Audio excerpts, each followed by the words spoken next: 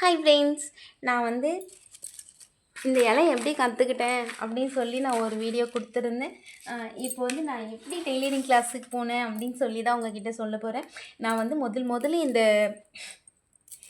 இலை தைச்சி இதுலேருந்து லாபம் எடுத்து நான் வந்து முதல்ல ஒரு saree தான் எடுத்து, அந்த saree வந்து 1000 ரூபாய்க்குள்ளார தான் இருந்துச்சு.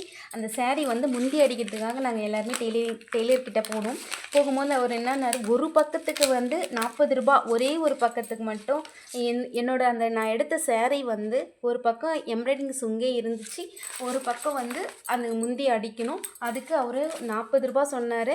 40 ரூபாயா அப்படி சொல்லி நான் ஒரு நாள் யோசிச்சுட்டே இருந்தேன்.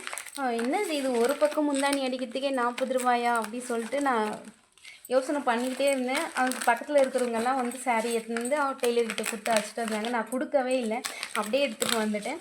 என்னது, ஒரு பக்கம் முந்தி அடிக்கிறதுக்கு 40 ரூபாயா அப்படி சொல்லிவிட்டு, அப்போ நம்ம இதுக்கு என்ன பண்ணலாம் அப்படின்னு சொல்லி நான் யோசிச்சுட்டே இருந்தேன்.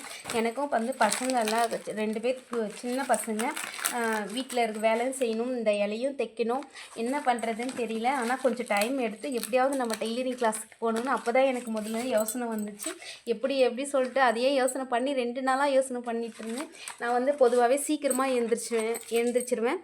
இன்னமும் கொஞ்சம் 1 மணி நேரம் முன்னாடியே எழுந்திட்டா நம்ம வீட்டு வேலை சீக்கிரமாக செஞ்சுட்டு நம்ம டெய்லரிங் கிளாஸுக்கு போகணும் அப்படின்னு சொல்லிட்டு என்ன பண்ணேன், கடகடன் எழுந்து வீட்டில் இருக்கிற வேலையெல்லாம் செஞ்சுட்டு பசங்களையும் ஸ்கூலுக்கு அனுப்பிச்சிட்டு, ஆனால் 10 மணிக்கெல்லாம் டெய்லரிங் கிளாஸ் 10 மணிக்கு தான் ஸ்டார்ட் ஆகுவாங்க அந்த கிளாஸு.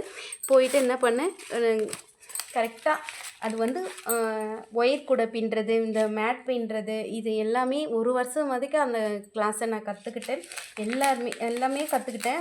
ஆனால் வந்து எம்ப்ராய்டிங் கிளாஸ் மட்டும் நான் அதில் கிடையாது. டெய்லரிங் மட்டும்தான். இந்த மேட் போடுறது, ஃபோட்டோஸுக்கு போடுற அந்த பூ மாலைலாம் அதெல்லாம் எனக்கு நல்லாவே தெரியும். அந்த மாதிரி கற்றுக்கிட்டேன். அதுக்கப்புறமா ப்ளவுஸ் வந்து ரெடிமேட் ப்ளவுஸ் மாதிரி அப்படியே டெக்கரேஷனாக எம்ப்ராய்டிங் ஒர்க்கெல்லாம் பண்ணணுமே, என்ன பண்ணுறது, அது தனியாக தான் கற்றுக்கிட்டோன்னு சொன்னாங்க. அதுக்கப்புறம் என்ன பண்ணேன், மகளிர் குழுமமாக ஒரு சான்ஸ் கிடச்சிது. அதையும் நான் வந்து ஒரு 6 மாதம்தான் எம்ப்ராய்டிங் கிளாஸுக்கு போயிட்டு அதையும் நான் கற்றுக்கிட்டு சர்டிஃபிகேட்டெல்லாம் கூட நான் வாங்கியிருந்தேன். அந்த மாதிரி டெய்லரிங் கிளாஸ் ஏன் இதை நான் உங்ககிட்ட சொல்கிறேன்னா, பெண்கள் வந்து வீட்டில் வந்து சும்மாவே இருக்காதீங்க. எப்போவுமே வந்து பாத்திரம் தேய்க்கிறது, துணி துவைக்கிறது, சமைக்கிறது, இது மட்டும் அந்த வேலை வந்து நம்ம இன்றைக்கெல்லாம் செஞ்சுட்டே இருந்தால் கூட அது செஞ்சுட்டே தான் இருக்கணும். ஆனால் இதை செஞ்சுட்டு எக்ஸ்ட்ராவாக நம்ம ஏதாவது ஒரு பண்ணணும் அப்படின்னு முயற்சி பண்ணால் தான் நம்ம கடகடன்னு அந்த வேலையும் முடிச்சுட்டு தனிமையாக இது மாதிரி செய்ய முடியும். எல்லாத்துக்குமே நம்ம ஹஸ்பண்ட் கையே நம்ம எதிர்பார்க்க முடியாது. தெருவு மேலே ஏதாச்சும் ஒரு பொருள் வந்துச்சுன்னு வச்சுக்கோங்களேன், அது வாங்கணும், நம்ம அவங்கக்கிட்ட கேட்கணும். ஆனால் நம்ம கையில் ஒரு 10 ரூபாய் இருந்தால் நம்ம டக்குன்னு வாங்கலாம்ல. அது நம்ம வீட்டுக்கு தேவையான பொருளாக இருந்தால் மட்டும்தான் வாங்கணும். என்ன மாதிரி நீங்களும் யோசனை பண்ணி, சில பெண்கள்லாம் வந்து சும்மா வீட்டில் இருக்காதீங்க. ஏதாச்சும் படித்தவங்களா இருந்தால் நல்ல வேலைக்கு போங்க. இல்லை உங்கள் ஹஸ்பண்ட் வேலைக்கு போக வேணாம்னு சொல்கிறாங்களா, அப்போ வந்து நீங்கள் வீட்லேயே ஏதாச்சும் ஒரு சிறு தொழில் வந்து செய்யுங்க.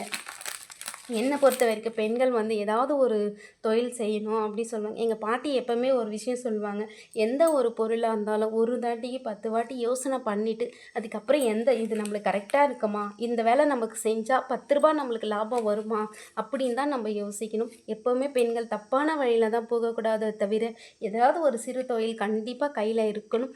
எல்லாமே இது நம்ம கற்றுக்கிட்டோம், இதை நம்ம முயற்சி பண்ணணும் அப்படின்னா நம்மளுக்கு ஆட்டோமேட்டிக்காக அந்த விஷயம் நம்மளுக்கு நல்லாவே தெரிஞ்சிடும்.